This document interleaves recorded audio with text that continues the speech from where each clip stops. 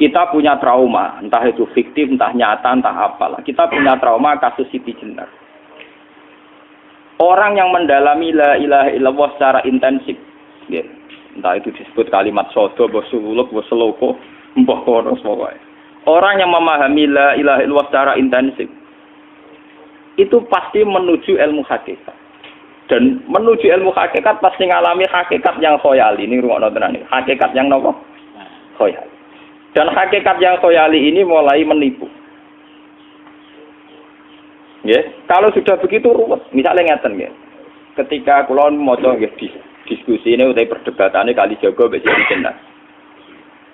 Saat itu ada Sunan Bonang juga. Kamu sujud pakai apa Kalijaga? Ya pakai jasad. Dari Siti Jenar. Daging kamu itu hanya onggokan daging. Nanti itu jadi bangkai.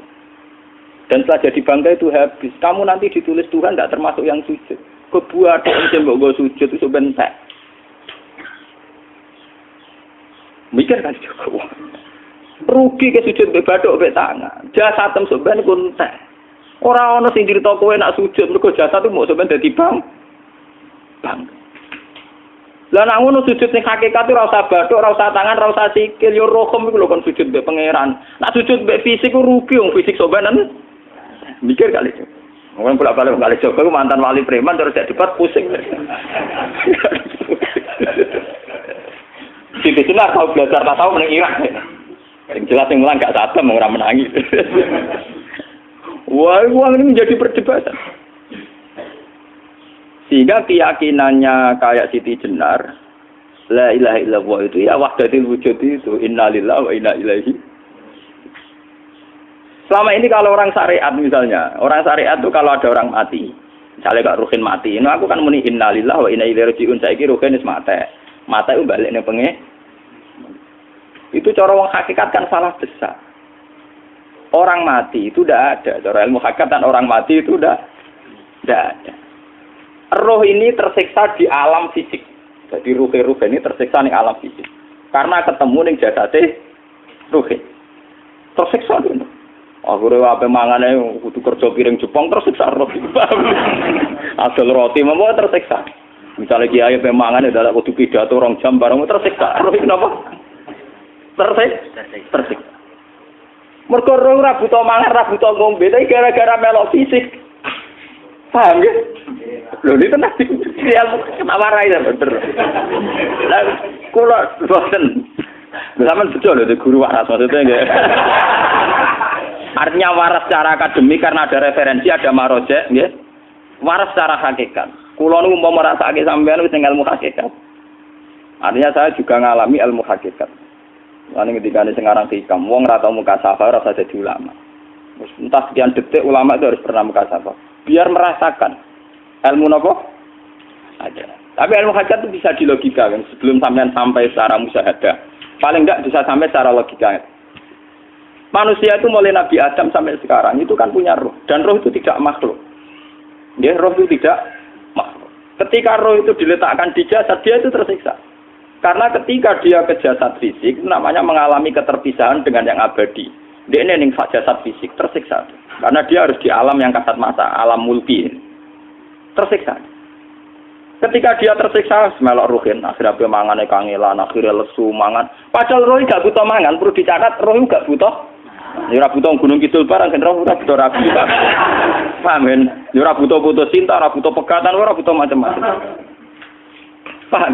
Tapi karena dia nempel jasad sing butuh mangan, butuh rabi, butuh wedoan macam-macam. Akhirnya roh tersiksa. Suatu saat kalau roh ini dalam bahasa manusia mati, ini dalam bahasa manusia mati. Ini hakikatnya roh itu tidak mati, dia kembali ke habitatnya. Ini disebut innalillah. Kita ini dari awal ya dengan Allah. Wa inna ilaihi juga kemudian nanti kita pasti kembali ke Allah. Dan itu diyakini betul oleh orang wahdatul wujud. Jadi kalau roh mati itu ya tidak ada mati. Terus sekarang itu kembali karena sudah lama mengalami keterpisahan mergo melok fisik-fisik dan ono kerja dasinan, ono nggo proposal lan ruwet to roh ku melok. Paham itu? Kita di roh ku napa melok ruwet. Lah roh ya tersiksa ngaku ra butuh mangan, ya ra butuh proposal bocah ngalor. Itu tersiksa. Makanya dalam cerita-cerita Jalaluddin Rumi yang otentik di kitab-kitab begitu. Ketika beliau mau meninggal, muridnya itu nangis. Dari Jalaluddin Rumi, kamu jangan nangisi saya ini mau pesta, saya ini mau pesta perkawinan. Kamu tidak merasakan penyesalan saya. Saya ini lama menyesal karena harus hidup bersama kamu. Terus saya ini tersiksa karena ngalami alam yang rusak, yang fana. Alam yang fana. Harusnya roh saya itu di alam abadi, bukan di sini. Maka jangan tangisi kematian saya. Kematian saya adalah kembalinya roh ke habitatnya.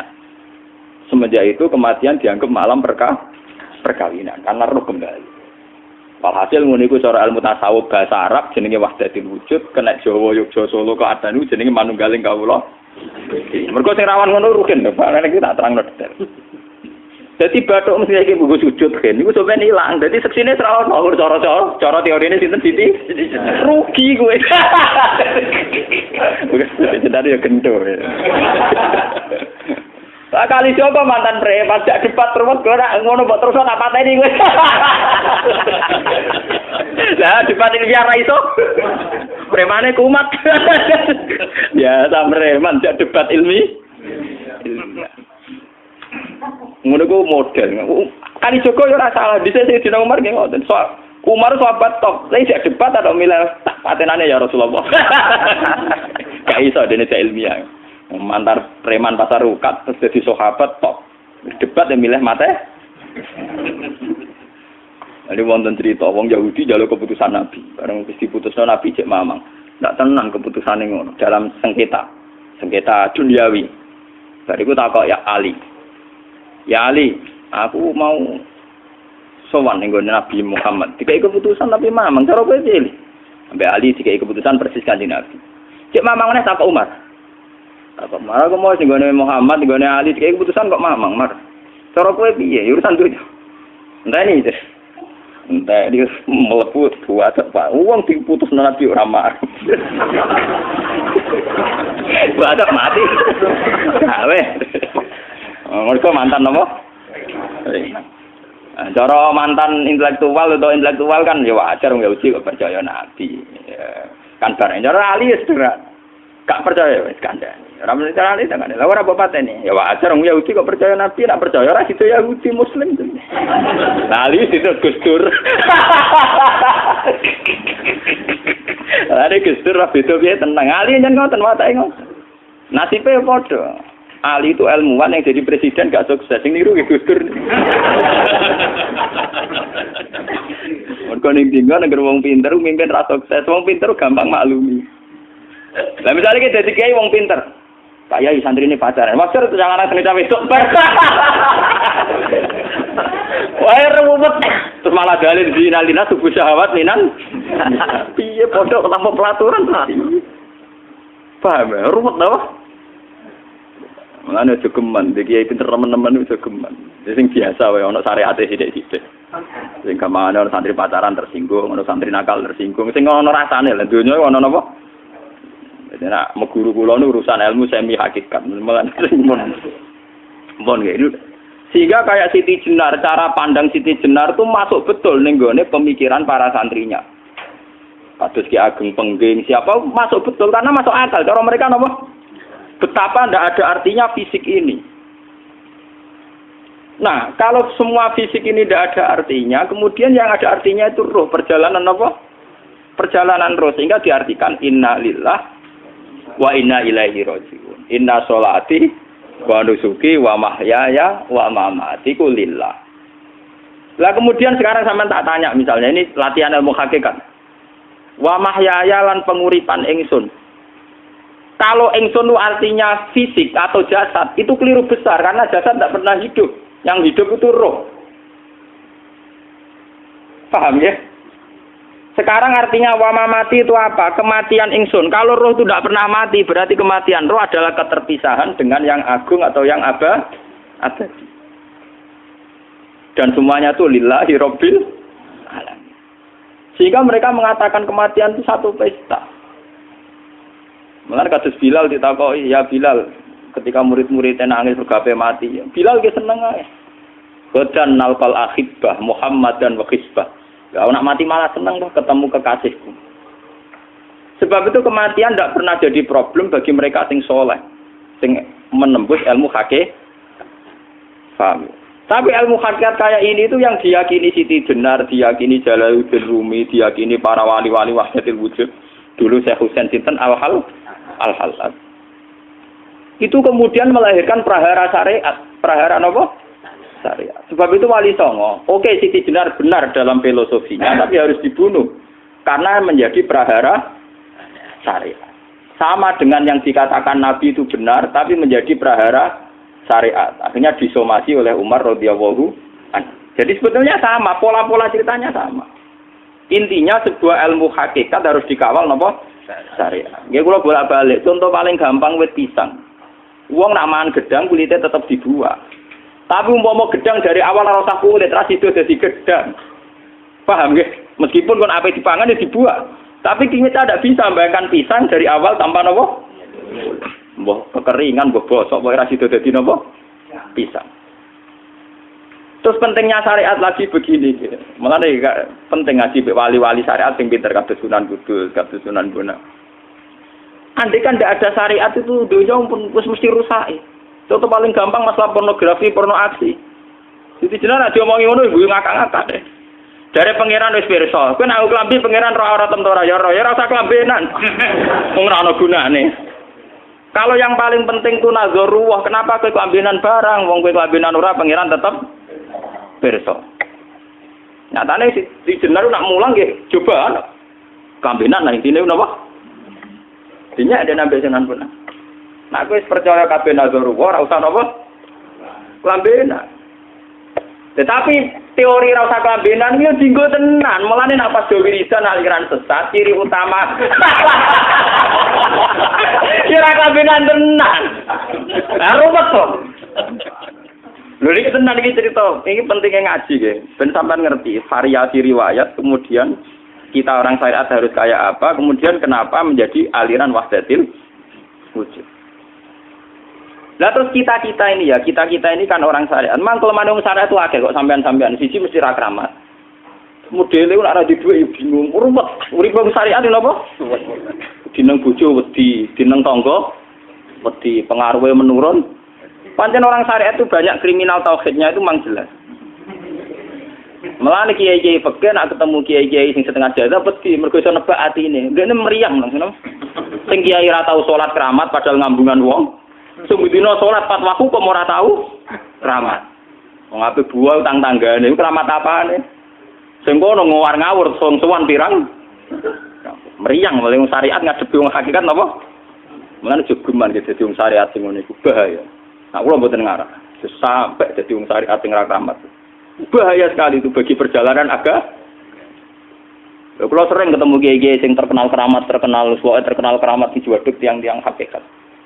Ditantang kanca-kanca kula wani, nah tantang aku tetep rawani kok. Mikir deh.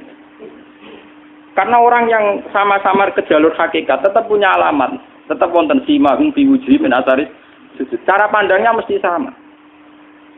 Kalau nanti ketemu murid, ya artinya yang ikut aliran Siti Jenar, dia ada sholat, ada apa, hidup di satu tempat gitu. Padahal dia bisa baca ihya. Dulu pernah mondok di Mekah, pernah di Irak. Itu ya meresahkan para kiai. Kemudian sebagian mereka minta saya suruh ketemu. Ya walhasil kalau ketemu pertama ya. Jenengan Gus Ba. Tapi zaman roh jenengku teu pernah tak arani muka sapa. Nggih biasa mawon. Kula ora usah kenal jenengan nggih kenal. Dadi kula nggih biasa mawon. Lalu pernah ngajar ajaran saya Gus ning donya tak enteni mau turu-turu ngenteni mati ngono Gus kok repot. Ijaban kula terus ya. Sampai jare wong hakikat wong ngenteni mati barang. Ya mati yo saiki iku. Ora usah ngenteni saiki padha-padha wis napa? Wis mati. Ya saiki wis padha-padha wis urip. Wis padha kabeh. Nah cara ilmu hakikat itu kan terus sama semua. Napa? Sama semua. Tadi makanya itu tadi. Kalau baleni malaikat, logika hakikat itu begitu ya. Roh itu ditiupkan oleh Tuhan ke kita. Kemudian roh karena ikut alam fisik, alam jasad, roh ngalami yang kita alami. Nggih. Ketika roh ngalami yang kita alami, dia tersiksa. Nah, ketika roh sudah terpisah dari jasad yang mengekang, yang memenjara ini, dia senang terus kembali ke Tuhan. Ini disebut innalillahi wa inna ilaihi. Lah jasad ini kemudian menurut ilmu hakikat enggak ada gunanya sama sekali total. Hilang di telan tanah. Lah kalau begitu jasad iki nak mbok agul-agulan. Gusti bathuk kula tak nggo sujud tangan kula ndi buktine tangan wis ra ono. Bathuk wis ora. Mulane dari Siti Jenar, hanya wali bodoh kayak kalian yang punya ajaran bodoh begitu. Malah rasupan terus. Mulane Sunan Kalijaga semangat kon mateni mergo tambah omongane glodro dindi. Tapi yang enggak disadari Siti Jenar yaitu tadi. Inti dari ilmu hakikat itu kan tunduk sama kersane Tuhan. Kalau sudah tunduk pada kersane Tuhan, kalau kersane Tuhan roh kita harus di jasad. Dan wujud jasad kita ini juga karena kehendak Tuhan. Kenapa yang wujudnya jasad yang karena kehendak Tuhan engkau ingkari? Sementara wujudnya roh tidak kamu ingkari. Toh wujudnya jasad ya bi iradatillah wa bi masyiatillah. Wujudnya roh ya bi wujudit bi masyiatillah wa ira. Harusnya fungsi jasad juga harus kamu akui toh Siti Jenar. Wong sekarang kita punya jasad ya bukan karena kita, karena kehendak Allah. Kenapa kamu ingkari? Berarti kamu mengingkari kehendak meneng Siti Jenar.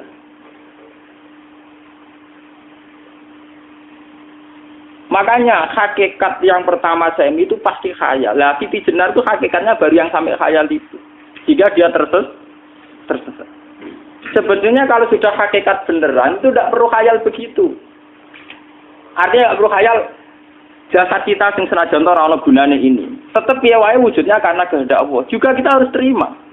Apapun kekurangannya, apapun kenaifannya, ironisnya harus kita terima. Ini sebagai bentuk penerimaan kita pada masyiatil.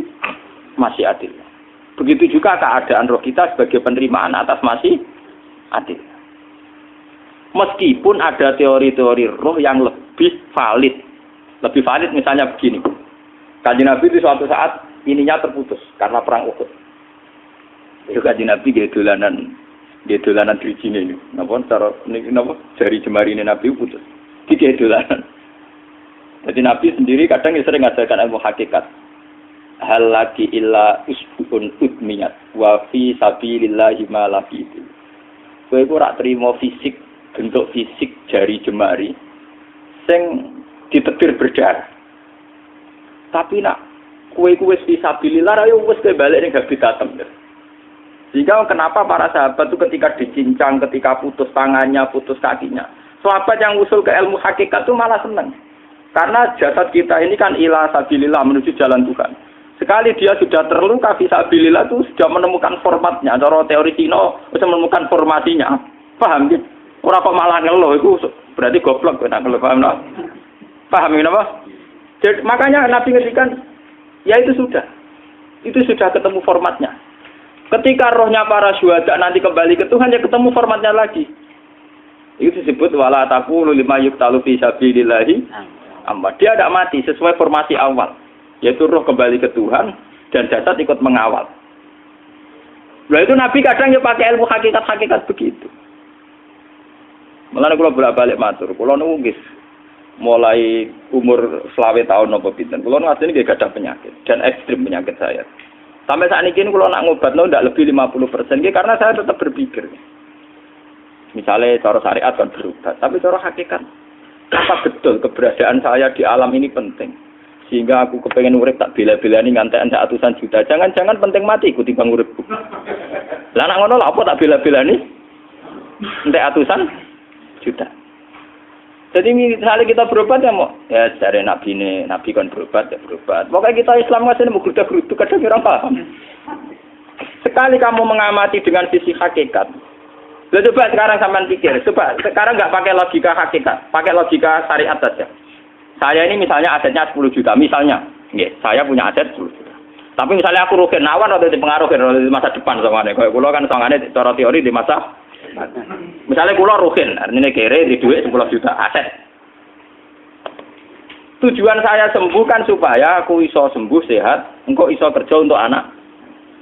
Tapi karena saya sakit nanti operasi ndak 10 juta. Operasi ndak 10 juta. Wong aku urip era mesti iso marisi anak. Apa meneh nek duit 10 juta tak ada gue berobat malah jelas ra iso marisi. Lah nak ngono penting matiku ya dibanding 10 juta. Karwan iso diwaris langsung. Sementara anak aku mari dibiayai 10 juta, rong mesti mari 10 juta mesti entek. Artinya tidak ada jaminan kalau berobat itu secara visi ke depan lebih baik. Soalnya malah ngentekno donya nggak jelas akibat positifnya. Misalnya tetap lumpuh, duwe teori loh. Bapak artinya apa? Teori hakikat tetap lebih benar bahwa hidup itu tidak ada artinya. Semua itu tidak ada artinya. Berobat apa enggak berobat semuanya tidak ada arti. Teori loh gini. Sehingga kalau kita tengah-tengah aja tengah-tengah. Kasus kula misalnya loro nggih berobat. Gusti separuh kalau ngelakoni syariat, tapi sebagai kalau ulama kekeh, separuh kalau lakoni apa? Jadi kalau tetap buatan ngarah obat 100%. Tapi orang ngarah berobat, orang kalau tiang apa? Syariat. Tapi memang faktanya itu begitu. Cara Kanjeng Nabi kadang Kanjeng Nabi berobat. Kadang Kanjeng Nabi wis nikine tercincang digeguyon. Wah lagi illa usbuun udwiyat. Ora kok driji sing gak melok-melok. Nah, bukti bahwa jasadnya begitu tidak penting. Kayak Sayyid Hamzah. Menurut Sayyid Hamzah nganggep wahyu bentone ra karuan. Kalau teori Siti Jenar itu benar, teori Jalaluddin Rumi benar. Benar teorinya lho, ora kok ra salate lho, nggih. Maksudnya kok nganut ra salate. Benar cara analisis roh. Ketika Sayyid Hamzah dinyatakan mati oleh manusia, oleh hukum manusia dinyatakan mati karena dia sudah tidak bergerak. Dalam teori hakikat kan rohnya Sayyid Hamzah sudah fi khawasili tuyurin khudrin. Rohnya sudah diambil Tuhan, tidak mati. Paham ya? Ketika rohnya Sayyid Hamzah sudah diambil, jasad ini sudah tidak punya rasa. Sekarang secara syariat kasat mata kita tahu, wong jasad nak diinfus, di sayat-sayat dioperasi ora krasa. Apa meneh saiki ruhe wis bisa. Lah ya jasad itu cek gampange, dioperasi dibius saja terus tidak kerasa. Apalagi rohnya sudah diambil. Lah saiki bayangkan. Ketika Sayyid Hamzah itu sudah di atas, niku kira-kira delok wahsi ra wong bentuk. Lho wong kok baca igabus. Ketika jasad benar-benar tidak penting, kemudian jasadnya Sayyid Hamzah kan dicincang oleh wahsi. Ketika rohnya sudah diambil kan Hamzah tidak merasakan. Berarti Sayyid Hamzah guyu-guyu wahsi. Wahsi cek bentuk nih gabus dicincang. Paham ya? Lho niki tenan. Artinya ketika pandangan manusia iba kepada Sayyid Hamzah karena dicincang, dimutilasi oleh wahsi. Wahsi tidak mengalami Pak Sinten, Sayyid Hamzah tidak mengalami apa-apa karena rohnya sudah bersama Tuhan. Dan iso wae Sayyid Hamzah malah guyu-guyu wahsi. Cek goblok gabus kok dicincang. Lah nak ngono rak mirip, makanya dalam hal ini itu dalam teori roh itu sebetulnya Siti Jenar tidak sesat dalam teori roh. Tapi jangan katakan itu penemuannya Siti Jenar. Siti Jenar itu terlambat. Sebelum itu ada Husain Al-Khallas, sebelum itu ada Jalaluddin Rumi, sebelum itu juga ada sahabat, ada nabi. Cuma cara aplikasinya Siti Jenar melenceng. Jadi jangan katakan kok tak kampus-kampus, itu pendapat Siti Jenar itu malah goblok meneng. Siti Jenar itu sanut, paham nggih maksud apa? Wis anut. Nah, teori yang sama terjadi pada Yesus Kristus. Ketika Yesus misalnya secara lahir dicincang, dimutilasi, diapakan oleh orang Yahudi. Sebetulnya rohnya dia sudah bersama Tuhan, kembali ke Tuhan Bapa, nah cara Kristen. Nah cara Islam ya balik ning pangeran. Andaikan itu iya, itu ya tidak ada masalah karena hakikatnya dia tidak dicincang, tidak dibunuh. Andaikan iya lah, tentu menurut Islam yang dibunuh Yudas atau siapa itu yang masuk bialah. Tapi sama sebetulnya teorinya sama. Kalaupun iya tidak ada masalah. Oke, kalau misalnya Nabi Isa karena ada kontroversi menyangkut dia atau Yudas. Sekarang yang Zakaria dan ya. Zakaria itu dicincang betul oleh orang Yahudi, matinya dimutilasi. Tapi dia tidak apa-apa. Karena ketika beliau dicincang, rohnya sudah diambil. Ini rumah tenan kan, bener untuk kendel mati paham kan ya. Jadi maksudnya ini kalau ajari, nak mati itu tidak problem. Ini kalau urip betul. Nah ini bersamaan paham ya. Kaitan la ilaha illallah ini nanti semuanya sama kaitan sama apa? La ilaha illallah. Ini nanti ujungnya sama dengan la ilaha illallah. Begitu juga seterusnya. Misalnya Yahya kalian sinten? Zakaria. Ketika Tuhan ditanya, jadi tenggene alam malakut pangeran ditakok, ya Allah, Yahya dan Zakaria itu kan hamba pilihan engkau. Ketika dicincang kok jenengan biarkan. Endi Yahya Zakaria dicincang? Aku iku ora goblok dari pangeran. Sedurunge dekne dicincang jasate ruhe tak jupuk. Dadi dekne ora krasa blas. Begitu juga ning tafsir-tafsir sampean lihat wa Maryama. Sayyidah Maryam yang istrinya Fir'aun. Itu kan dia iman sama Nabi Musa. Asiyah, ya. Asiyah imro'ati napa? Fir'aun. Asiyah imro'ati Fir'aun, ya.